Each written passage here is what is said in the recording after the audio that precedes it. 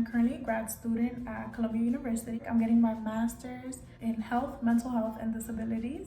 Well, I decided to do this video because I had a couple people reach out to me asking me like, oh, can I get some advice on applying to grad school? What do you suggest? And I was like, you know what? I should just make a video giving 10 tips on applying to grad school. Number 1. Start your application as soon as possible. There's a lot of tedious information that you should just get out of the way as soon as you can. For example, your personal information, your name, address, where do you go for undergrad, stuff like that. You want to leave time to focus on your essay so that when it's time to submit your application, all you have to do is upload your essay and everything else is done. Number 2, fee waivers. School applications are expensive. Just for one application, you can spend up to $75. So a tip that I can give you is definitely on admissions and just say, hey, you know, like I'm really interested in a fee waiver, application fee waiver. I can't afford this. Usually they're pretty good at just saying like, oh, don't worry, like don't pay the fee. Or they'll tell you like, here's a code that you can use so that you don't have to pay for it. I don't know if you consider yourself a strong writer for your essays, but at the end of the day, because you're rereading your essay yourself, it's gonna be difficult for you to catch any flaws.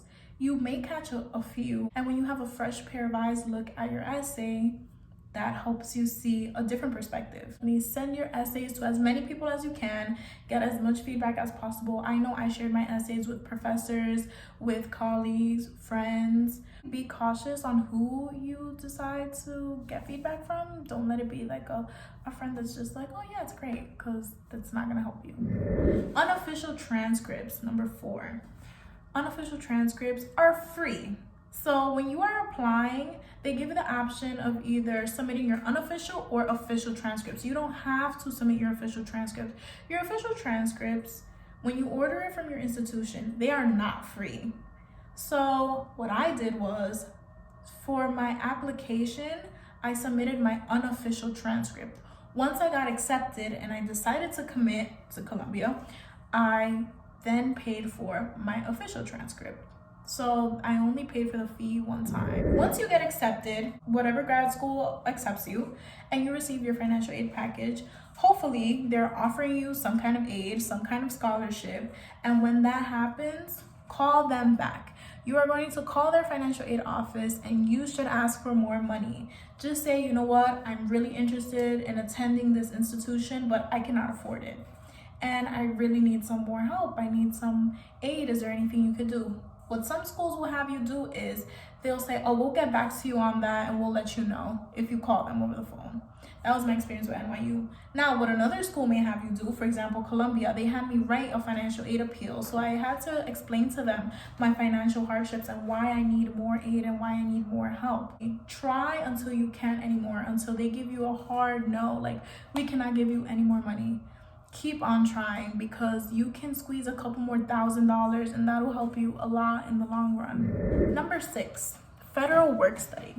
So for those of you that don't know, federal work study is when you work at your school and it is money that is paid to you by the federal government. They're basically giving you a job on campus that is very flexible with your school schedule, and it's very convenient because it's on campus and they're paying you for the hours that you put in. Federal work study is very convenient because of the location, the stipend, and the flexibility when you're in school. Not everyone qualifies. There are certain requirements that you need to have, and if you have any questions about that, you can always look that up. I'm not an expert on this, so I'm not sure. All I know is that you must show some kind of financial need. And I definitely have a financial need. I'm not rich whatsoever. I don't come from a rich family. So I emailed my school's financial aid office as soon as I committed, and I was like, hey, I would really love to be considered for federal work study. I did not hear back. I emailed them in December. I did not hear back until the beginning of February. And in the beginning of February, they emailed me back and they were like, oh, congratulations. Like, we have enough aid to provide you with a job. So apply for a job, whatever. I had a job within the next 3 the next 2 days I had a job. I got that email the next day. I had an interview and I was hired on the spot. You get money, you know. I'm a hustler. I'm gonna get money no matter what. I'm attending grad school in Colombia, which is in Harlem. I am originally from the Bronx, so this is where I grew up. This is where I am familiar with the area. I don't need dorm, like I don't need any of that because this is my home. Therefore, I have a primary care doctor here. When you get your financial aid package, you should always look at what you are being charged for. I saw that I was being charged for $3,000 of health fees, like medical services and like an insurance. I have an insurance that works perfectly fine. I am from New York City, so I have medical insurance that works in New York City. Therefore, I asked about that and I said, hey, like, why am I being charged for health insurance? I already have one that works perfectly fine here. Then they told me, well, you can actually waive that, show proof that you have insurance that works here, and that'll be waived off your bill. I sent in proof of my insurance that does work in New York City, and after that, that was already $3,000 taken out of my bill for one semester. Always look at everything that you're being charged for, see if there's anything you can get out of the way, because those couple thousands will add up. So that was $3,000 for one semester, but I'm doing 4 semesters. I just saved myself $12,000. Number 8, scholarships. There aren't many people in grad school. That's just what it is. Now there has been a rise in people like being interested in getting their MBAs or like just a master's degree in general, but compared to undergrad, a master's program is just not as, it's not something that people automatically go to. It takes them several years. I on the other hand, went straight into it because I knew what I wanted to do. So that being said, there are many scholarships out there that many people do not apply to. There are many scholarships out there for grad students that grad students don't know about. You have to do your research. There are textbook stipends, something that is for you, you will find it. If you're left-handed, there's a scholarship out there for you.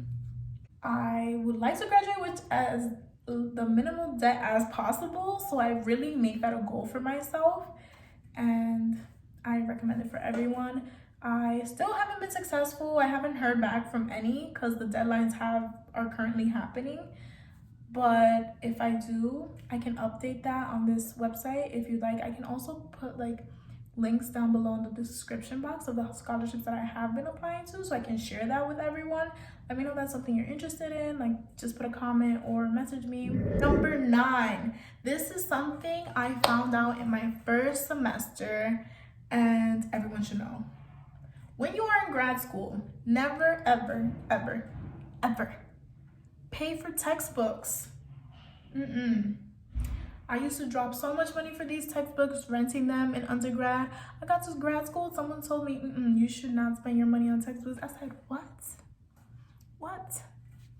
Not doing that. It depends on what you're getting your master's degree in. Like if you're in med school, if you're a lawyer, there are some books I'm pretty sure you will need to look back at. But as a social worker, personally, there aren't any texts as of yet. This is my first semester that I feel like, wow, I would really love to look back at that textbook when I'm practicing. For now, what I do is I look up a PDF version online because there are a lot of free PDF versions of textbooks out there. You just have to do your research.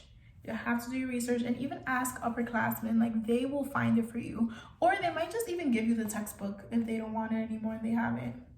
So do that for sure. Second, the textbooks are always in the library. So what you can do is you can scan the pages and just print them out. Because if you do that, you'll have the readings physically with you, or you can just read at the library. You can do either or. I prefer to print them out because I like to like annotate and highlight and all that stuff. So I just scan whatever pages I need to read, and then it takes a long time, but it's worth it. And to me, I saved $450 this semester. So the extra half hour I spent scanning 3 chapters, I don't mind it. Number 10, last but not least, just do it. Just apply to grad school.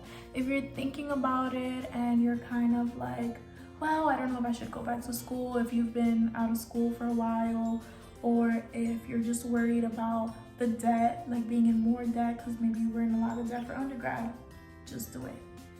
Knowledge is power, and getting a higher degree gives you power.